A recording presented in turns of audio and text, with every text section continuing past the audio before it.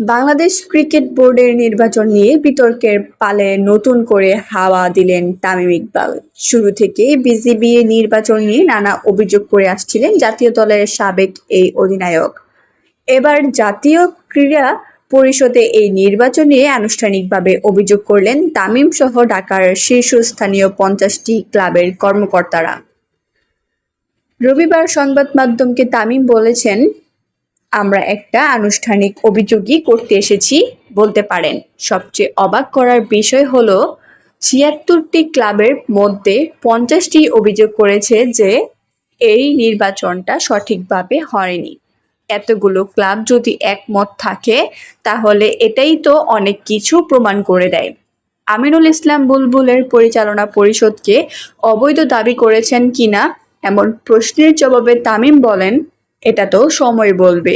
আমরা সঠিক পথে আবেদন করেছি।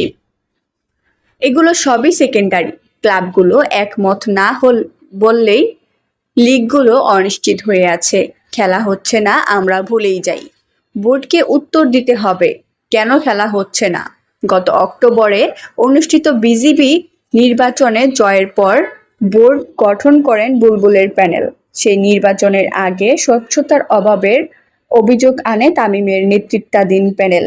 তাদের অভিযোগ ছিল, বুলবুলের প্যানেলকে জয়ী করতে কাজ করেছে তৎকালীন ক্রীড়া উপদেষ্টা আসিফ মাহমুদ সজীব ভুঁইয়া এবং অন্তর্বর্তীকালীন সরকারের একটি মহল।